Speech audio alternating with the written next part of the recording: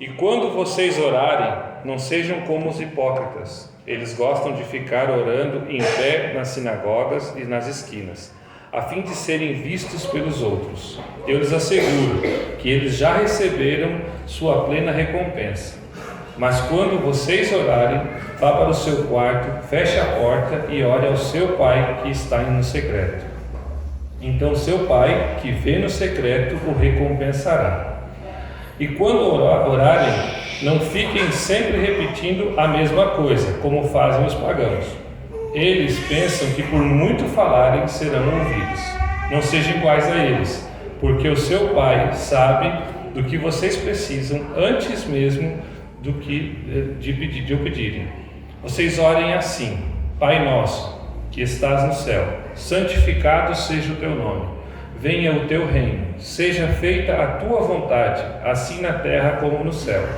Dai-nos hoje o nosso pão de cada dia. Perdoe as nossas dívidas, assim como perdoamos aos nossos devedores. E não nos deixeis cair em tentação, mas livra-nos do mal, porque teu é o reino, o poder e a glória para sempre. Amém. Vamos orar mais uma vez. Senhor amado, que teu Espírito Santo abra o nosso entendimento, fale conosco por meio da tua palavra, tenha misericórdia de mim e use-me apesar de mim, para o teu louvor, para amadurecimento, crescimento do teu corpo, que é a tua igreja, em nome de Jesus. Amém. Bem, então nós começamos essa série de mensagens. E o que vem à sua mente quando você ouve Pai Nosso? O que vem à sua mente quando você ouve alguém dizer o Pai Nosso? Como disse um amigo meu, a oração do Pai Nosso, ela é lembrada de uma maneira ruim, muitas vezes. E ela é colocada em prática de uma maneira pior ainda, ele disse. Quem nunca viu aquela imagem de vestiário, jogadores de futebol, quem nunca fez isso antes de um torneio, de reunir a galera, botar a mão no ombro, e aí Pai Nosso está no céu, santificado seja o vosso nome, venha nosso vosso reino, e no final da ombro inteiro sai até palavrão junto, né, às vezes. Já viram isso? Lembram disso? Era comum, né? Era muito comum. Ou então, cristãos que usam como um amuleto para espantar males e alcançar paz em ambientes. A coisa está pesada, vamos orar o Pai Nosso aqui para melhorar o ambiente. Ignoram completamente o que Jesus acabou de ensinar anteriormente à própria oração do Pai Nosso. Repetir o Pai Nosso com esse objetivo é tão inútil que nem colocar olho mágico em porta de vidro. Não faz diferença. Mas existe até um texto antigo, um texto cristão antigo, um documento chamado Didaquê, que é um ensino dos apóstolos, um documento que é do final do primeiro século, início do segundo, onde eles escreveram ali algumas práticas da igreja primitiva. Ali recomendava-se que se fizesse 3 vezes por dia a oração do Pai Nosso. E em si, repetir a oração em si não é um pecado.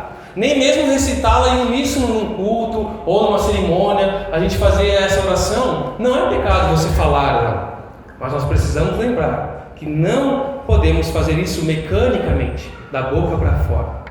Jesus não deu essa oração para ser memorizada e recitada determinado número de vezes. Jesus, pelo contrário, ela deu essa oração para que nós evitássemos as vãs repetições que ele acabou de ensinar. Ele não disse orem com essas palavras, ele disse orem desta forma. Ou seja, usem essa oração como um modelo, não como um substituto. Não orem essa, mas orem essa a partir de agora. E é interessante, meus irmãos, que o texto paralelo nos evangelhos que nos ensina isso, onde Jesus está ensinando para os apóstolos a oração do Pai Nosso, o texto paralelo no evangelho é em Lucas, nos evangelhos sinóticos, Lucas capítulo 11. Mas antes de ensinar ali, os discípulos pediram para Jesus ensinar. Os discípulos pediram para Jesus ensinar eles a orar. Eles poderiam ter pedido para Jesus ensinar a fazer milagres. Jesus, tu fez milagres, como é que tu faz? Nos ensina. Jesus, tu fala tão bem, nos ensina como é que se fala bem em público, como é que a gente vai ter uma oratória convincente. Mas eles pediram, ensina-nos a orar. Eles pediram para aquele que era referência, a melhor referência e modelo que eles poderiam ter. E ali Jesus ensina a oração do Pai Nosso. E essa oração, ela nos ensina muito mais do que um modelo de oração. essa oração serve como um modelo para a nossa vida. É muito mais do que um modelo de oração, é um modelo de vida. Ela nos mostra quais pontos devem ser os nossos interesses ao falar com o Pai. Quais pontos devem ser prioridades quando a gente fala com o Pai. Isso vai ajustando a gente a arrumar, né? Isso vai ajudando a ajustar o foco da nossa vida, o foco dos nossos pedidos, das nossas intercessões, das nossas preocupações. Ele nos ensina a ajustar o foco da nossa vida com a oração do Pai Nosso. Por isso que a questão não é somente se você ora o Pai Nosso, mas se você vive o Pai Nosso. Essa é uma questão que a gente tem que levantar e perguntar. Essa oração modelo, na sua estrutura que nós vamos olhar, ela começa com uma invocação, Pai Nosso que estás no céu. Depois ela tem 3 pedidos relacionados com o reino de Deus. Santificado seja o teu nome, venha o teu reino e seja feita a tua vontade. Depois 3 pedidos relacionados com a nossa vida, pão nosso cada dia, o perdão para os pecados e a proteção, né? Não nos deixe cair em tentação, mas livra-nos do mal. E uma conclusão, a doxologia, pois teu é o reino, o poder e a glória para sempre. É interessante observar que as 3 primeiras petições dizem respeito ao reino de Deus, diretamente relacionadas à vontade de Deus, ou seja, os nossos interesses e as nossas preocupações primárias, as preocupações primárias de um discípulo de Jesus, são a glorificação do nome de Deus, a vinda do seu reino e a realização da sua vontade. Isso em primeiro lugar. Depois a minha vida, depois as nossas necessidades, as quais Jesus aqui graciosamente, sabiamente incluiu, físicas e espirituais. Isso nos ajuda a estabelecer nessa oração 5 grandes conceitos: a adoração ao Pai, o reino do Pai, o nosso sustento, perdão e proteção. E nessa série nós vamos olhar cada uma dessas sentenças da oração, de modo que ela possa ser ressignificada para nós. O que realmente isso significa? Vamos aprender mais. Por isso você deve ouvir com atenção, você deve ouvir com disposição para aprender. Você deve proferir ela de outro modo a partir de hoje. E ela vai te inspirar para a sua devoção pessoal e comunitária. O versículo 9 que o Fabiano leu, Mateus 6, 9, nos diz: portanto, orem da seguinte forma: Pai nosso que estás no céu, santificado seja o teu nome. O que podemos aprender com uma frase tão popular, tão conhecida e repetida como essa? Para entender isso, nós vamos precisar olhar atentamente o que significa essas palavras. O que significa Pai? O que significa estar no céu? O que significa santificar o nome de Deus? E por que o nome de Deus? Você já fez essas perguntas ao ler o Pai Nosso? Vamos fazê-las. E a gente começa com Pai Nosso que está no céu. Pai, Jesus nos ensina a nos dirigir a Deus como Pai. Alguns teólogos liberais, eles, incluindo um alemão chamado Adolf von Harnack, na tentativa de reduzir a essência do cristianismo, eles dizem que a mensagem essencial do cristianismo é a paternidade universal de Deus. Essa é a mensagem universal, a mensagem essencial do cristianismo. E a fraternidade universal dos homens. Essa ideia é contrária ao cristianismo bíblico. A Bíblia não ensina a paternidade universal de Deus. Deus é Pai de todos. No Antigo Testamento, inclusive, a paternidade não é um tema central. A palavra Pai aparece apenas 11 vezes no Antigo Testamento, no sentido do relacionamento de Deus com alguém. Deus como pai de alguém. Ela aparece inúmeras outras vezes, mais de 1.200, mas está falando de um pai, um filho ou de outra situação. Mas no sentido como Deus sendo pai, são 11 vezes, e a maioria delas está relacionada à nação, o pai da nação como um todo, não como indivíduo, não como elemento. Não era um tema central. Por isso que a maioria das comunidades judaicas, elas tinham e têm até hoje a tendência de se relacionar com Deus por meio dos seus atributos: o soberano, o Senhor, o poderoso, o majestoso, distanciando-o de nós. O Deus Supremo parece que é mais distante isso. E Jesus aparece aqui ensinando contra esses costumes. Jesus não apenas vive contrário disso, como ensina os seus discípulos a viverem assim. Ele propaga esse ensino, a chamar Deus de Pai pessoal. Mas, se a Bíblia não ensina isso, né, como é que a Bíblia quando que a Bíblia muda isso? Por que Jesus começa a introduzir isso? Porque, legitimamente, como filhos de Deus, como Jesus está falando aqui, nós não somos por natureza. A Bíblia nos ensina lá em Efésios 2, como eu falei antes, que por natureza nós somos filhos da desobediência, filhos da ira de Deus. Todos nascem filhos da desobediência, cada um seguindo o seu próprio caminho, filhos da ira de Deus. Em 1 João, o apóstolo escreve no capítulo 3, versículo 1: como é grande o amor que o Pai nos concedeu, se relaciona a Deus como Pai, a ponto de sermos chamados filhos de Deus, o que de fato somos. Por isso o mundo não os conhece, porque não o conheceu. Apenas quem o conhece é filho, ele se permite chamar de Pai. E de uma certa forma, todos os seres humanos são descendência de Deus, porque Atos capítulo 17, versículo 28 vai falar isso. Deus criou a todos. Então, como filhos de um Criador, sim, nós somos criaturas de Deus, filhos da descendência, como Deus criou todos nós. Mas é nesse sentido de Criador, de que Ele tem soberania sobre todos como Criador e sustentador do teu fôlego, do teu coração que está batendo sem você pensar que ele está batendo, da tua respiração mecanizada sem você pensar, inspira, expira. Ele é o sustentador da sua vida. E Ele é Pai nesse sentido. Mas não é nesse sentido que os autores do Novo Testamento, em geral, usam a relação pai e filho com Deus. Não é nesse sentido. Mas nós podemos chamar Deus de Pai, porque Ele nos adota. Essa é a linguagem da Bíblia, a adoção. Nós somos adotados, não somos filhos da ira, da desobediência, mas Deus nos adota em Cristo. As Escrituras, a Bíblia diz que é somente pelo Espírito Santo que nos uniu a Cristo e promoveu a nossa adoção na família. Romanos 8,15. Vocês não receberam o Espírito que os torne de novo escravos medrosos, mas sim o Espírito de Deus que os adotou como seus próprios filhos. Agora, depois de convertidos, depois de entregue a nossa vida para Jesus, depois de vivificados no Espírito, agora nós os chamamos de Abba, Pai. Gálatas capítulo 4 nos ensina isso também. Por quê? E Paulo escreve para crentes, ele está falando com uma igreja lá na Galácia. Então, olha, crentes da igreja de Galácia, vocês são filhos. Por quê? Porque Deus enviou o Espírito do seu Filho aos seus corações. A toda aquela igreja que rendeu-se ao Senhor, aos crentes daquela igreja, todos têm o Espírito de Deus. O Espírito do seu Filho foi enviado aos seus corações, o qual o Espírito em nós clama: Abba, Pai. Por meio da salvação que nós podemos chamar Deus de Pai. E Abba, você deve ter ouvido isso já, um conceito comum no nosso evangelicalismo brasileiro. É uma palavra aramaica que era usada pelas crianças para chamar o seu pai.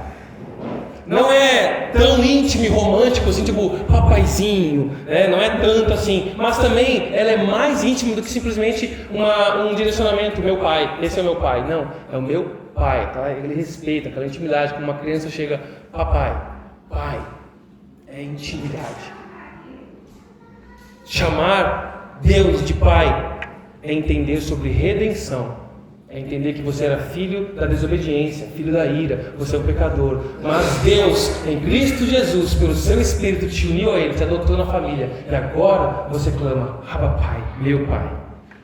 Somente crentes redimidos, discípulos de Jesus, podem chamar Deus de Pai, nesse sentido íntimo da relação.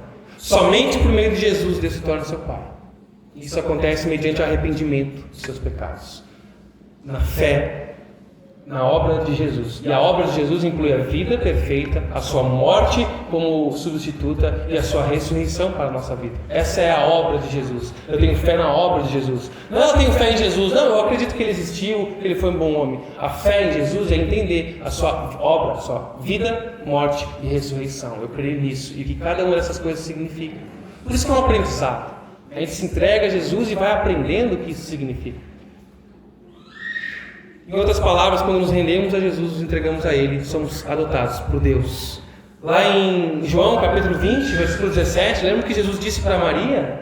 Ela disse: vá procurar meus irmãos, falando dos apóstolos, e diga-lhes: eu vou subir para o meu Pai e Pai de vocês, para meu Deus e Deus de vocês. Ele está fazendo eles entenderem que eles vão continuar a missão como filhos. O que eu fiz pelo Espírito nessa relação, agora vocês vão fazer. Ele é meu Pai, mas é Pai de vocês também. Vocês vão ter autoridade de filhos. Vocês vão continuar essa missão. Vocês vão ficar chorando porque eu não estou mais aqui. Eu vou deixar o meu Consolador, o Espírito Santo, em vocês, para auxiliar e conduzir. Jesus fala isso, relacionando-se como Deus Filho, como irmão. Nos dirigir a Deus como Pai é acalmar o nosso coração. É saber que temos Pai, saber que nós somos filhos. Ele quer que eu me dirija a Ele como Pai, meu Pai. Deus não é um ser distante de nós. Infelizmente, na nossa cultura, na sociedade em geral, pelo pecado no homem, tem gente que não gosta de lembrar da imagem do seu Pai. Tem gente que não gosta de referir-se a Deus como Pai por lembrar de tudo que aconteceu com o seu relacionamento com o seu Pai. Se é que teve, muitas vezes não teve. Então essa imagem de Pai foi deturpada pelo pecado. Mas o que Deus faz é mostrar o que é a verdadeira paternidade. Eu sou teu Pai. Eu te adoto como meu filho. E isso é encorajador a nós. Isso nos encoraja a confiar nele, a poder chamar Deus de Pai. Um Pai que se compadece devido às nossas falhas, nos perdoa devido às nossas fraquezas, que nos auxiliará na jornada do amadurecimento na fé, a santificação. Um Pai amoroso e perdoador daqueles que o buscam em arrependimento e sinceridade. Um Pai como o Pai da parábola do filho pródigo. O Pai pródigo ali que perdeu, dispensando o seu amor, esperando nos receber. Nesse Pai existe vida, aceitação, família. É um Pai provedor, protetor, disciplinador. Sim, um Pai que disciplina seus filhos. Não é um Pai displicente que deixa os filhos de qualquer jeito. Um Pai que disciplina. Porém, o Pai perfeito não disciplina como a ira dos homens. Não xinga, não joga chinela, não joga pedra. É um Pai que disciplina sim os seus filhos. Mas olha o que Hebreus capítulo 12 nos ensina, irmãos. A disciplina de Deus é sempre para o nosso bem, a fim de que participemos da sua santidade. É para nos aperfeiçoar, para amadurecermos, que nós somos disciplinados pelo Deus Pai. Ele é o Pai nosso. Ele é Pai de toda a humanidade, pela criação, mas é Pai de modo especial pela nova vida, pela adoção daqueles que creem, confiam nele e o amam. E esse é um privilégio indescritível, esse relacionamento com Deus como Pai. Nem todos têm esse privilégio de se dirigir a Deus como Pai. E muitos que têm não usufruem, não vão aos pés do Pai, não vão clamar e buscar o Pai. E Ele é um Pai nosso, Pai nosso. Embora nós encontremos em Deus a nossa identidade individualmente, Ele não deixa assim. Ele nos insere numa família. Ele não nos mantém indivíduos, Ele nos coloca num corpo. Nos chama para a vida comunitária. Deus nos chama para uma vida em família. Deus nos chama para pertencer à igreja, ao corpo de Cristo. Pai nosso. É interessante observar que todos os pronomes de primeira pessoa nessa oração estão no plural, não no singular. Pai nosso, venha a nós o pão nosso, nossas ofensas, nossos devedores, não nos deixe, livrai-nos do mal. Ao orar, é preciso lembrar que nós somos parte de uma família. Temos uma igreja. Ele nos insere nessa família. Ele nos chama à comunhão. Nós não devemos orar apenas sozinhos e por nós mesmos, mas devemos orar com os outros e pelos outros, porque somos membros uns dos outros como família, como corpo. Se Ele é o cabeça, como a Bíblia diz, Jesus é o cabeça da sua igreja, nós somos o corpo, vários membros de um só corpo. Ele é o cabeça. Um corpo não vive sem cabeça. Uma igreja sem Jesus não é igreja. E um membro do corpo não sobrevive fora do corpo. Corta teu dedo e deixa ele ali. Quanto tempo ele vai sobreviver longe do teu corpo? Um membro do corpo não vive fora do corpo. Essa falácia moderna que Satanás coloca na mente de muitos cristãos: eu amo a Jesus, mas eu não preciso de igreja.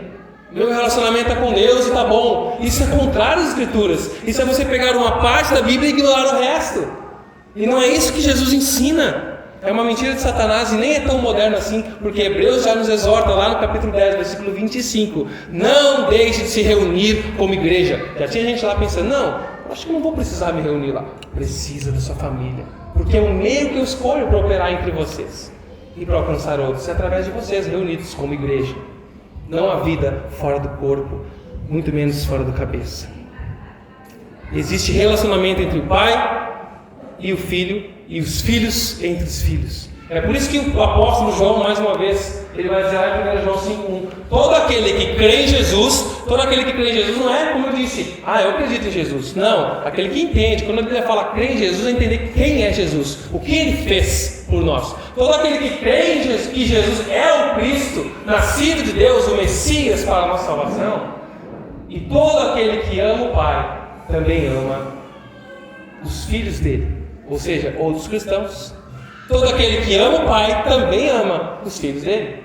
Eu amo Jesus, mas eu não suporto a igreja.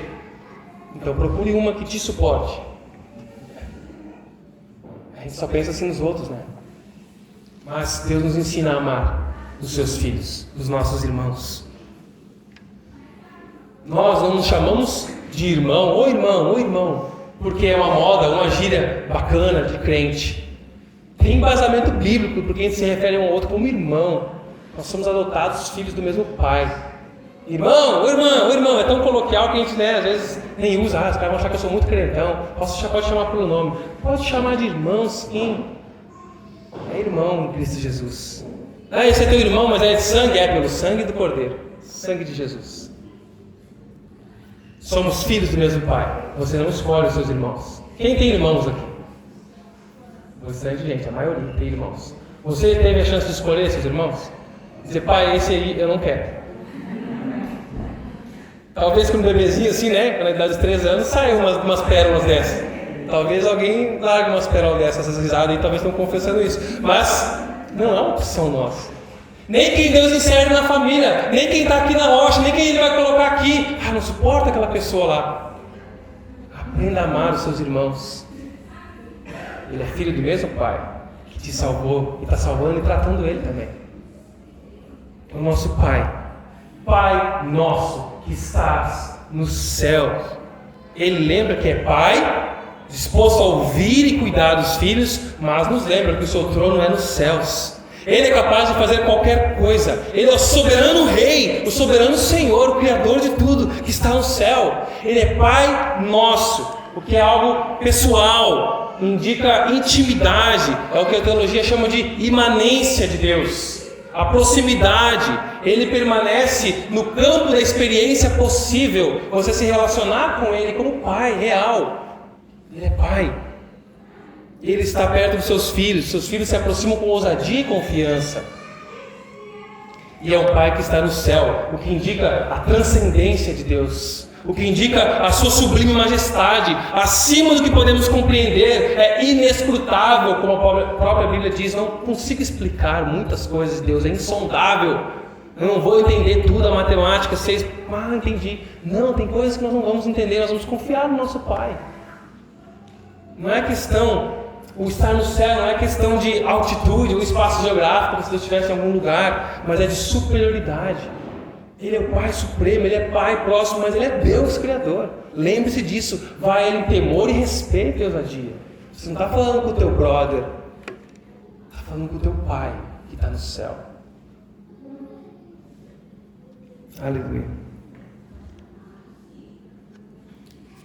Jesus nos ensina a reconhecer na oração a quem nos dirigimos, que o nosso Pai habita a eternidade.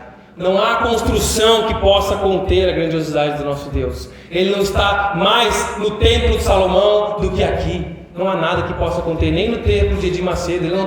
Ele está aonde Ele quiser. Nada contempla a grandiosidade do nosso Deus. Seu trono é os céus, porque é imensurável, infinito. Nada contém a presença do nosso Deus. Mas Ele é o nosso Pai. E o fato de termos intimidade com Ele não anula essa grandeza insondável e glória incomparável. Orar, Pai nosso que está no céu, é reorientar o nosso coração a olhar para cima, para adorar aquele que é, que era, que há de vir, Cristo Jesus.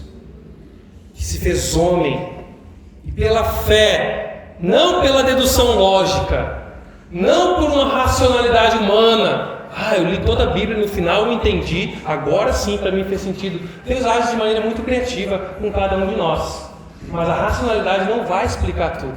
Uma hora você vai estar se apoiando em argumentos racionais fraudulentos ou frágeis demais. Não, agora tem um cientista que está provando a Bíblia.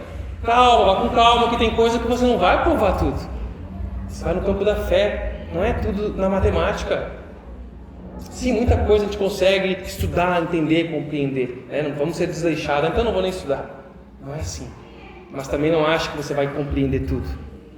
Esse Deus que se revela assim, que se fez homem, está no céu.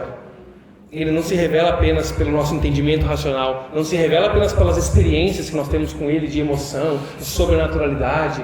Não é apenas assim que Ele se revela, mas é pela fé na vida, na morte, na ressurreição de Cristo Jesus, que nós podemos dizer: Pai nosso que está no céu. E o texto continua: santificado seja o teu nome. O que é o nome de Deus? O nome é um título que identifica alguém, concordam? Quando você lembra de alguém pelo nome, normalmente você lembra daquilo que a pessoa faz, daquilo que ou como ela é. O Lucas, lembra do Lucas? Sim, aquele alto, barbudo, pai do Isaac, pai da Lívia. Sim. A Camila, aquela moça que é médica, que atende bem, que é atenciosa, esposa do André, pai da Sofia, de média estatura, pele clara. O Felipe, aquele jovem que entende da terra, é geólogo, que toca guitarra, que apavora aqui nos ensinando. Vai ser papai em breve. Você começa a lembrar de coisas externas das pessoas. O nome lembra quem a pessoa é, mas coisas externas, coisas que ela faz. Ou seja, primeiramente a gente lembra do que é externo. Mas no Antigo Testamento, normalmente, irmãos, de maneira geral, o nome não é apenas um título para distinguir pessoas. Você é o A, você é o B, você é o 1, você é o 2, você é o João, você é a Maria. Não é apenas isso, mas ele traz um conceito de identidade no nome. Um conceito de identidade. As características de um indivíduo como um todo. A expressão da natureza da pessoa e da sua posição. A gente até brincou hoje de manhã aqui, né? Quem é que vai lá põe o filho? Esse meu filho vai se chamar Jacó, que significa o enganador. Quem é que vai dar esse nome para o filho assim, né? Entendendo o significado? Mas tem muito mais a ver com o entendimento do que aquilo significava para aquela pessoa, sua personalidade. Muitos nomes não eram dados ao nascer. Esperava-se um tempo para tentar entender o perfil e a personalidade. Vou te chamar assim. Vou te chamar assim porque tu faz isso. E muitas vezes o nome da pessoa mudava quando um grande acontecimento acontecia na vida da pessoa, que mudava a sua identidade. Por isso que há tanta mudança de nome. Talvez fosse bom para nós também, né? Tem uns que mudariam de nome para fugir, outros para entender realmente a nossa nova vida em Cristo Jesus. E esse conceito de identidade ligado ao nome se aplica a Deus também. Deus não é apenas o título de um ser, mas representa o seu caráter, a sua natureza, quem Deus de fato é. O nome de Deus não é apenas uma combinação de 4 letras no português, ou seja, em qualquer idioma. O nome de Deus também não é uma combinação do tetragrama hebraico, que transliterado aqui no nosso alfabeto em Y, H, W, H. O nome de Deus representa tudo que Ele é e realiza. E é por isso que os judeus têm aquele cuidado ao pronunciar o nome de Deus. Pela maneira como eles interpretam o terceiro mandamento, de não tomar o nome de Deus em vão, eles não falam o nome de Deus. Tanto que lá, um pouquinho antes do terceiro século antes de Cristo, eles mudaram, todas as vezes na Bíblia, nos escritos onde aparecia Yahweh, o nome de Deus, mudaram para Adonai, Senhor, para enquanto o cara estiver lendo, não acontecer de sem querer ele ler o nome de Deus e falar. Então eles fizeram essas mudanças, para não falar o nome de Deus, então não se pronunciava. Eles não pronunciam esse nome, que é o nome ao qual Deus se revelou a Moisés, quando Moisés foi comissionado para libertar o povo, lá no Êxodo. O nome de Deus que significa eu sou o que sou, ou literalmente no hebraico, eu serei o que serei, no tempo verbal. É de onde vem essa expressão, Yahweh. Essas letras que na verdade não tinham consoantes para eles não conseguirem pronunciar. Vai pronunciar a palavra sem consoante, não sai. Justamente nessa lógica. É impronunciável. Vocês não vão criar um nome para mim e se apegar a isso. O nome de Deus é a essência de quem Deus é. ele não é um título, ele é. Santificado seja o teu nome, é isso. Santificado seja quem tu és. Não é assim, cuidado como tu escreve Deus. Se tu escrever com letra minúscula, tu está pecando. Tu tem que cuidar com o nome de Deus, não é isso, irmãos. Se tu escrever Deus aqui, ó, de uma letra feia, né? Se eu estou ralado, então, porque fiz caligrafia até a 6ª série e não resolveu muito. Então não é isso, não é o nome em si, as letras, mas é o que se representa. Santificado seja quem tu és, Deus. E santificado seja. O que significa isso? Essa frase eu falei, né? O que significa santificado seja? Deus é santo, irmãos e amigos. Deus é santo? A Bíblia diz que é, né? Santo, onde não há mancha, não tem erro, não tem falha, é puro. Tem como tornar Deus mais santo? Então, o que significa santificado seja o teu nome? Não tem como tornar Deus mais santo, só para deixar claro. Se tivesse como torná-lo mais santo, significa que tinha espaço para melhoria. E Deus é perfeito, não tem espaço para isso. O conceito de santificado não é apenas limpo, ou como a gente aprende muito, certamente não está errado isso, mas não está limitado nisso. Santo é separado, santificado é separado, escolhido para fazer outra coisa, é consagrado, é o puro, sem mancha. Não é apenas isso. Não é essa a ideia de santificar aqui na oração do Pai Nosso, mas é a ideia de reverência, de amar tanto algo e tratar com cuidado. Cuida disso, isso é precioso, é algo especial, é caro, é precioso. Eu vou cuidar disso, eu vou cuidar do nome de Deus porque ele é precioso para mim. Eu vou santificar ele para mim, eu vou cuidar, eu vou proteger. Sabe aquele desejo? Eu quero que as pessoas vejam isso, eu quero que elas saibam o quanto é precioso, mas cuidado, não toca, cuidado como tu vai falar, se dirigir. Sabe quando você tem uma coisa preciosa em casa, você quer mostrar algo que você ganhou, eu quero mostrar, mas não sei se eu mostro, vai que depois botem a mão, derrubem, né? Não, é melhor não mexer nisso. É um cuidado assim, é o que muita gente faz com aquilo que tem na garagem, né? Não, meu carro não vai pegar a estrada de chão, não, cuidado, vai santificando o carro, cuidado com o meu carro. É o que acontece muitas vezes com a gente. Isso é a adoração. Adorar algo, santificar, adorar algo. Um adorador reverente a Deus ora sim por um coração que santifica a Deus. Um adorador apaixonado por Deus vai orar assim: Senhor, que o teu nome seja santificado. Esse é o meu primeiro pedido quando eu vou me dirigir a ti. Que o teu nome seja santificado, pois a única coisa que me mantém de pé é ser alguém que te adora e reconhece quem tu és. É isso que nos mantém de pé. Santificado seja o teu nome é orar para que possamos dar o devido valor e honra a quem Deus é, a sua essência, a pessoa de Deus. Santificado seja o teu nome não é orar para que ele seja mais santo, mas para que as suas criaturas em todos os lugares reconheçam quem ele é e o adorem por sua santidade. Santificado seja o teu nome significa dizer: permita-nos, Senhor, dar a ti o único lugar, o lugar único que a tua natureza e caráter merecem e exigem. Santificado seja o teu nome. Me ajuda a entender isso e a viver isso. Talvez você até ore assim, mas na prática você vive santificando o teu trabalho, santificando os teus bens, santificando os teus filhos.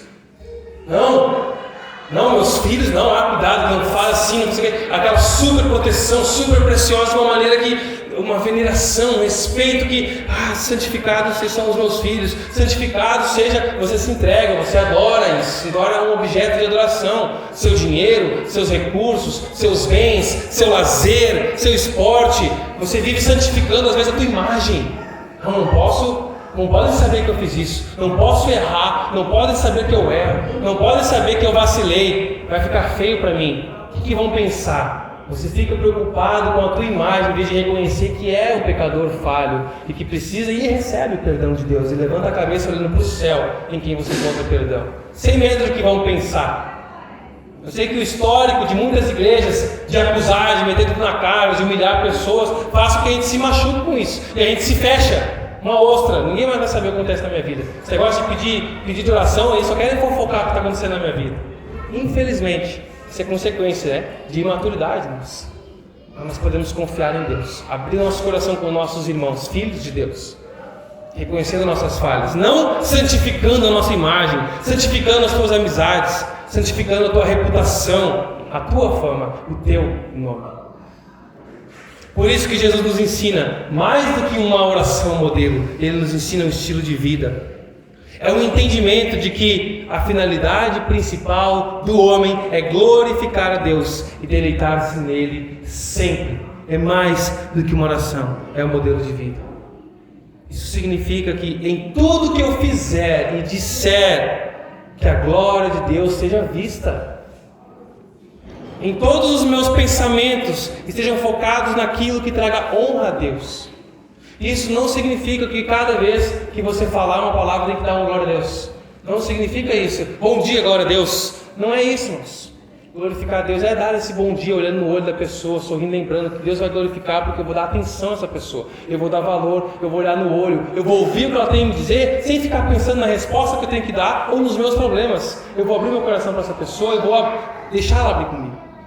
Eu vou deixar Deus santificar os meus relacionamentos para que Ele seja glorificado. Quem sabe Ele não me usa ali. E muito mais. Qualquer outra coisa para a qual você se entregar, você colocar a sua devoção, a sua adoração vai ser nada. Se você se entregar em devoção ao seu marido, você vai se frustrar. Se você dedicar em devoção à sua esposa, você vai se frustrar. Se você se dedicar aos seus filhos, você vai se frustrar, porque talvez não seja como você imaginou. Todo o seu empenho, dedicação, zelo, cuidado, aconteça uma coisa: seu filho adoece. Poxa, eu cuido tanto, por que isso, Deus? Por que eu? Ou então seu filho toma umas decisões erradas, está passando por umas consequências, mas tudo que eu fiz, sabe, a frustração vem, porque você colocou confiança naquilo que você fez. Você tentou santificar o seu filho, você se entregou a ele. Qualquer outro lugar que nós dedicarmos nosso coração tentando santificar, vamos nos frustrar. O único capaz de segurar a nossa alma firme na rocha é a própria rocha, Cristo Jesus. É quando a nossa vida é devotada a Ele. Que a nossa oração seja: Senhor, santificado seja o Teu nome em minha vida, santificado seja o Teu nome no meu trabalho, como eu faço, como eu me empenho, como me dedico. Santificado seja o Teu nome na criação dos meus filhos. Santificado seja o Teu nome nas minhas finanças, como eu sou generoso, como eu contribuo. Santificado seja o Teu nome no meu lazer, como eu descanso, aproveito a minha família, respeito os limites do meu corpo.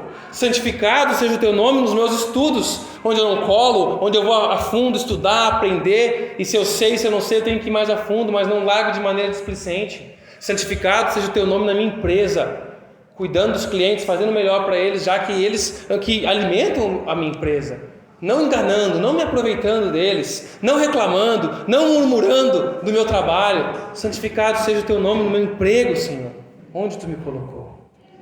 Que eu viva de tal maneira que o Teu nome, que o Teu caráter, a Tua glória seja honrada, conhecida através da minha vida. É isso que significa: santificado seja o Teu nome. Quando o nome de Deus, ou seja, quem Ele é, quando o próprio Deus for precioso para nós, a gente entender isso, for precioso para nós, nós reconheceremos o nosso devido lugar e vamos usufruir melhor do que Deus tem para nós nessa vida. Mas muitas vezes o que é precioso para nós, o que está em primeiro lugar, são outras coisas que nós somos levados pelo mundo. São coisas legítimas que nós devemos amar e cuidar, mas muitas vezes ocupam um espaço no nosso coração maior do que Deus. E por isso nós não sabemos lidar com ele. E às vezes a gente mesmo estraga os nossos filhos, a gente mesmo estraga a nossa empresa, por amar tanto de maneira errada, não ser o Deus em primeiro lugar. Concluindo, irmãos, ao olharmos para as primeiras sentenças da oração Pai Nosso que está no céu, nós vemos Jesus estabelecendo aqui um clamor pela intimidade, Pai, um clamor pela comunhão nosso, um clamor para a adoração que está no céu, um clamor para a nossa devoção, compromisso: santificado seja o Teu nome, unicamente a Deus o nosso compromisso. Não há amor mais elevado do que o amor de Deus Pai, que vem no Filho, entrega a si mesmo para os seus filhos serem restaurados, para que usufruam da sua presença, da comunhão e da paz que só Ele pode nos dar. Jesus começa o seu ensino da oração da nossa vida dando o tom da nossa vida.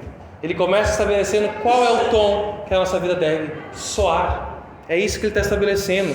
E é fato que nós destoamos disso. Nós somos corrompidos às vezes pelos prazeres do mundo, pela nossa carne, cedemos à tentação do diabo. Muitas vezes nós destoamos do tom que Deus dá para a nossa vida, que Jesus dá para a nossa vida.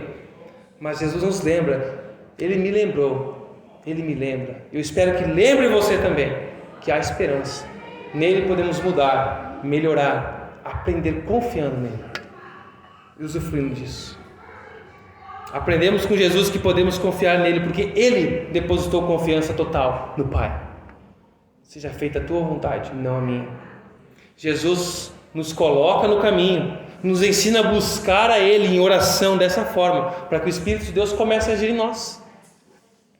E a música da nossa vida vai soar de maneira mais agradável a Deus. E juntos, com vidas agradáveis, com músicas agradáveis, vamos poder fazer um grande coral aqui de louvor a Deus com as nossas vidas, não com as nossas vozes apenas. Cada vez mais agradável. Que música que só melhora quando a gente se relaciona com Deus. Que música, não para de tocar. Não precisa ser só o instrumental e emocional. Essa deve ser a nossa vida e relacionamento com Deus. Deus, não para de tocar essa música em mim. Que a minha vida continue tocando, impressionando as pessoas para a tua glória. Para que eles ouçam que música é essa? É a música que Deus me ensina a viver. Esse é o tom de vida que Deus quer para mim. Se gravarmos em nosso coração essas poucas palavras, compreendendo o profundo significado de cada uma delas e pedindo humildemente essa ajuda a Deus Pai, com certeza essa música vai ficar mais agradável para você, para os que convivem com você e principalmente para Deus. Amém? Quero chamar os meninos do louvor e eu quero fazer umas perguntas para você refletir e praticar. Você pode dizer com convicção, a partir do que a Bíblia nos ensina em relacionamento pai e filho de Deus, que você é um filho de Deus? Você pode dizer isso? Não, de acordo com a Bíblia, eu sou um filho de Deus. Será em arrependimento, em busca, em amor, em adoção? Será que você é um filho adotado pelo amor de Deus, revelado na cruz? Ou é um filho com uma criatura de Deus, que Deus tem cuidado, preservado, mas ainda falta aquela intimidade com o Pai? Você ainda não reconheceu seus pecados a pleno, não pediu perdão por isso, e não diz: Deus, revela-se a mim, eu quero ser teu filho, me adota na tua família, me entrego a ti. Tem muita coisa que eu não entendo, mas me ajuda nessa caminhada. Será que você já fez isso? Tem convicção? Faça isso hoje se você nunca fez. Faça isso hoje, não perca tempo. Não se demore em confiar em Jesus. Não se demore. A sua vida é curta. Essa semana eu recebi 2 notícias de tragédia, de morte. Não conhecia Jesus. Jovem. Casa dos 30 anos. Surpresa, problema de coração. Foi para cirurgia às pressas e não voltou. Não teve tempo. O tempo de Deus se chama hoje, agora. Não perca tempo. Não adie aquilo que Deus está chamando para viver com Ele. O outro, o Senhor que eu conheci recentemente, seus 50 e poucos anos, 60 anos, estava num evento para homens sobre masculinidade. Eles iam subir uma montanha, um grupo de mais de 100 homens. Subir uma montanha. E todo um projeto de acompanhamento espiritual para isso, para que as pessoas se encontrassem com Jesus nisso. Tivessem um encontro com Deus, levando o seu corpo ao extremo. Tem todo um projeto por trás disso. E essas pessoas subindo a montanha para encontrar Jesus de uma maneira simbólica e espiritual. Esse aqui encontrou de maneira plena. Mas com segurança, com alegria. Que certeza de que ele está lá nos braços do Pai, porque ele era filho. O rosto dele, a alegria dele, as palavras dele testemunhavam isso, a paz dele. E em 6 minutos que eu conversei com esse homem, fiquei muito feliz de poder ver um homem de Deus.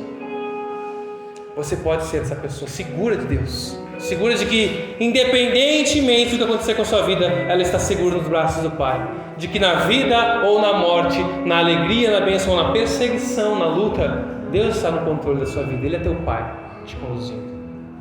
Não perca tempo. Segunda pergunta é se você tem um compromisso com a igreja de Jesus, com a comunidade, com o nosso. uma comunidade de fé, onde você pode ser ajudado, abençoado, onde você vai ajudar outros e abençoar outros. Uma igreja para ser e pertencer, não apenas ir. Qual o seu nível de comprometimento com o corpo de Cristo, com a igreja? Coloque-se diante de Jesus e assuma um compromisso com seus irmãos. Senhor, eu quero me entregar mais à tua igreja, aos meus irmãos, orar por eles. E terceiro, quanto você tem procurado santificar a tua vida a Deus?